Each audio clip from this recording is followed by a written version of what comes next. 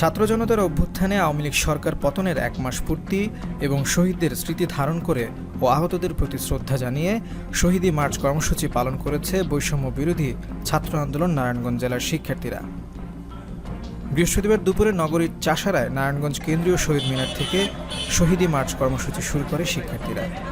পরে সেটি বঙ্গবন্ধু সড়কের নারায়ণগঞ্জ ক্লাব পর্যন্ত গিয়ে আবারও শহীদ মিনারে এসে শেষ হয়। এর আগে বৈষম্য বিরোধী ছাত্র আন্দোলনে নিহতদের স্মরণে শ্রদ্ধা নিবেদন করেন শিক্ষার্থীরা।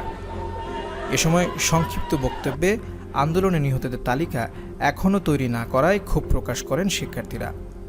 তারা বলেন, আমরা দাবি জানিয়েছিলাম যে নারায়ণগঞ্জে আন্দোলন করতে গিয়ে যারা আহত নিহত হয়েছেন তাদের একটি পূর্ণাঙ্গ তালিকা তৈরি করুন। তবে 1 মাস অতিবাহিত হলেও এখনও কোনো তালিকা তৈরি করেনি জেলা প্রশাসন। আমরা দাবি জানাচ্ছি অনতিবিলম্বে